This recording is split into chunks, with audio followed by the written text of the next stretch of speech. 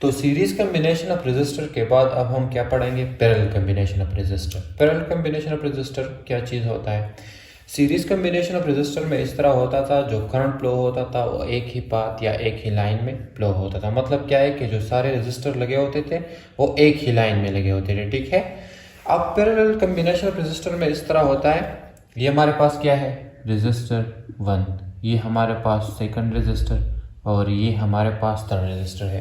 ये हमारे पास है source of energy like battery, और इधर से हमारे पास क्या होता है, सोर्स ऑफ एनर्जी है, पोटेंशियल डिफरेंस इधर से अप्लाई होता है। इधर से हमारे पास चार्ज फ्लो होता है। चार्ज फ्लो का क्या मतलब, करंट फ्लो होता है, ठीक है।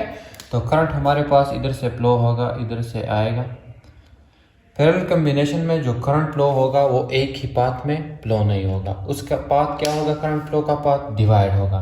इधर से जो चार्ज फ्लो होगा वो जब इधर आएगा तो हमारे पास किस में फ्लो होगा, रेजिस्टर 1 में, रेजिस्टर 2 में और रेजिस्टर 3 में, ठीक है।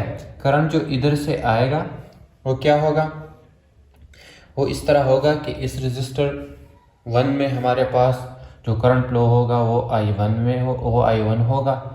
रेजिस्टर 2 में जो करंट होगा वो I2, और रेजिस्टर 3 में जो करंट होगा वो I3। इधर से जो करंट आएगा पैरेलल कम्बिनेशन में वो हमारे पास इसका पाथ क्या होगा, डिवाइड होगा। सीरीज में क्या होता था कि जो करंट होता था वो सेम पाथ में फ्लो होता था। इधर से जो करंट आएगा वो हमारे पास पैरेलल कम्बिनेशन में क्या होगा, डिवाइड। रेजिस्टर 1 में जो करंट होगा वो I1, रेजिस्टर 2 में जो करंट होगा वो I2, और रेजिस्टर 3 में जो करंट होगा वो I3। जो पोटेंशियल डिफरेंस है वोल्टेज, वो हमारे पास इन तीनों में पैरेलल कम्बिनेशन में क्या होगा, सेम। वोल्टेज हमारे पास जो रेजिस्टर 1 में होगा वो भी V होगा, इधर भी V होगा और इधर भी V होगा। मतलब क्या है कि सीरीज कम्बिनेशन में वोल्टेज डिफरेंट होता था और करंट सेम होता था। अब पैरेलल कम्बिनेशन में करंट डिफरेंट होगा और वोल्टेज सेम होगा। तो दोनों का डिफरेंस समझ गए कि सीरीज कम्बिनेशन में क्या होगा, वोल्टेज डिफरेंट होगा और करंट सेम होगा। लेकिन पैरेलल कम्बिनेशन में करंट, इधर जो करंट का पाथ है वो क्या होगा, डिवाइड होगा, ठीक है। करंट क्या होगा, डिवाइड। तो डिफिनीशन लिखते हैं पैरेलल कम्बिनेशन की ऑफ रेजिस्टर की। पैरेलल कम्बिनेशन ऑफ रेजिस्टर की डिफिनीशन इस तरह है कि द कम्बिनेशन, ठीक है, the combination in which the combination in which the current flows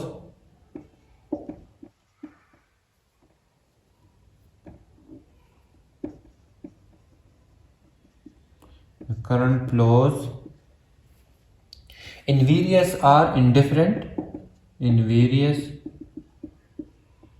branches इधर लिखते हैं। ब्रांचेस का क्या मतलब, जब हमारे पास ये अलग ब्रांच है, ये अलग ब्रांच है, ये अलग ब्रांच है, ठीक है। Different branches and the potential energy are the voltage and the potential energy are the potential difference remains है, मतलब V।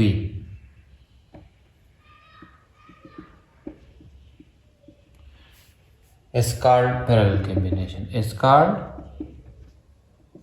what is called parallel combination। सही है। तो पैरेलल कम्बिनेशन का डिफिनीशन किस तरह हुआ कि वो कम्बिनेशन जिसमें हमारे पास करंट की मुख्तलिफ ब्रांचेस हो, ठीक है। मतलब क्या कि करंट डिवाइड हो रहा हो मुख्तलिफ ब्रांच में, तो उसको हम क्या, और वोल्टेज हमारे पास क्या हो, सेम, तो उसको हम क्या कहते हैं, उसको हम क्या कहते हैं, पैरेलल कम्बिनेशन ऑफ रेजिस्टर। अब इस कम्बिनेशन में हम वोल्टेज किस तरह फाइंड करेंगे, करंट किस तरह फाइंड करेंगे, और इन तीनों का इक्विवेलेंट रेजिस्टर किस तरह फाइंड करेंगे। सही, ये तो हो गया डिफिनीशन।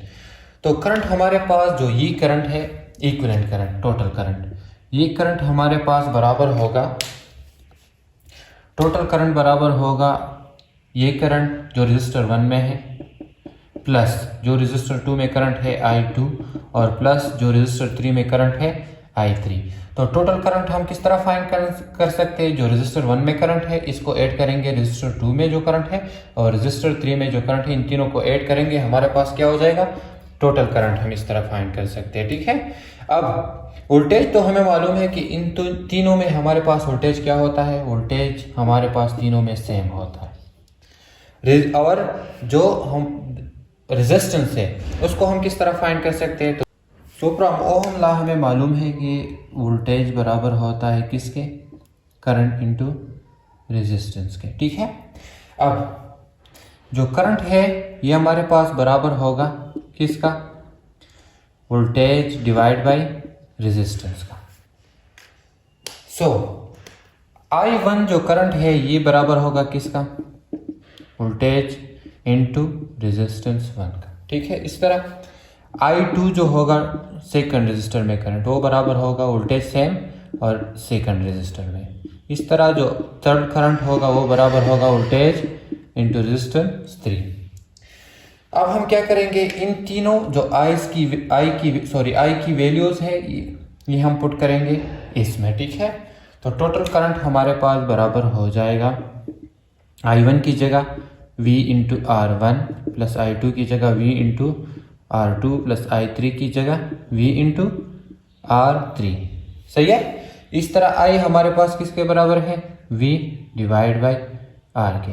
और इन तीनों में क्या कॉमन है, V, क्योंकि तीनों में जो पोटेंशियल डिफरेंस है वो क्या होगा, सेम।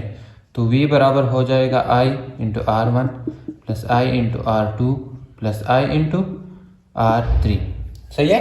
अब ये V इधर क्या है, इसके साथ मल्टीप्लाई, इसको इक्वेशन के इधर हम शिफ्ट करेंगे तो क्या हो जाएगा, डिवाइड। तो V डिवाइड बाई R बराबर हो जाएगा, इसको हम डिवाइड करेंगे और IR1 plus IR2 plus IR3, सही है। इधर से ये V और V कैंसिल हो जाएगा, तो टोटल जो रेजिस्टेंस है सही है 1/R, ये बराबर हो जाएगा इन तीनों में 1/R1 plus 1/R2 plus 1/R3। तो इससे हम क्या फाइंड कर सकते हैं, टोटल रेजिस्टेंस। पैरेलल कॉम्बिनेशन में हम करंट को इस तरह फाइंड करेंगे, जो टोटल करंट है वो आपस में ऐड करेंगे, I1 plus I2 I3 add कर सकते हैं, तो ऐड करेंगे तो टोटल करंट हमारे पास फाइंड हो जाएगा। पैरेलल कॉम्बिनेशन में पोटेंशियल डिफरेंस क्या होगा, सेम होगा, ठीक है। टोटल जो रेजिस्टेंस है वो हम किस तरह फाइंड कर सकते हैं, तो वो होगा 1/R प्लस, इधर 3 रेजिस्टर है तो 1/R1 1/R2 1/R3 पार n रेजिस्टर के लिए।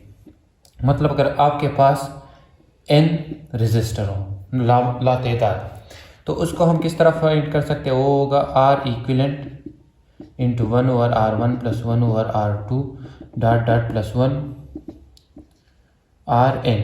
तो ये इस फार्मूले से हम टोटल रेजिस्टेंस इक्विवेलेंट फाइंड कर सकते हैं, ठीक है। तो ये हो गया पैरेलल कॉम्बिनेशन। पैरेलल कॉम्बिनेशन में इस तरह होता है कि जो करंट होता है वो हमारे पास क्या हो जाता है, वो डिवाइड होता है मुख्तलिफ ब्रांचेज में, ठीक है। और वोल्टेज हमारे पास क्या होगा, सेम होगा। अब first number characteristics of parallel combination की इस तरह है कि करंट हमारे पास मुख्तलिफ पाथ्स में डिवाइड होगा, ठीक है। ये अलग पाथ है, ये अलग पाथ है, ये अलग पाथ है, तो करंट मुख्तलिफ ब्रांचेज में डिवाइड होगा, ये फर्स्ट पॉइंट होगा। टोटल करंट सेकंड पॉइंट ये कि जो टोटल करंट होगा वो हमारे पास इस तरह फाइंड हो सकता है, ठीक है। सम ऑफ इंडिविजुअल अगर हम लेंगे तो हमारे पास क्या होगा, टोटल करंट फाइंड होगा, ये सेकंड पॉइंट हो गया। वोल्टेज हमारे पास थर्ड पॉइंट ये कि वोल्टेज हमारे पास क्या होगा, सेम होगा, ये थर्ड कैरेक्टरिस्टिक्स हो गया।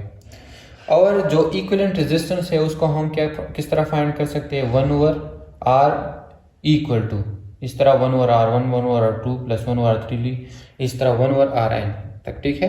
तो reciprocal of equivalent resistance is equal to the sum of reciprocal of individual resistance, ये हमारे पास क्या होगा। और जो मैग्नीट्यूड ऑफ इक्विवेलेंट रेजिस्टेंस होगा वो हमारे पास एक इंडिविजुअल रेजिस्टेंस है। मतलब अगर आप एक रेजिस्टर की रेजिस्टेंस लेते हैं तो जो इक्विवेलेंट रेजिस्टेंस है वो हमारे पास उससे भी कम होगा। तो magnitude of equivalent resistance individual resistance से कम होगा। और जो रिलेशन हम इससे लेंगे वो हमारे पास हम किधर से लेंगे, from Ohm law which is V is equal to IR, ठीक है। ये हो गया कुछ कैरेक्टरिस्टिक्स ऑफ पैरेलल कॉम्बिनेशन।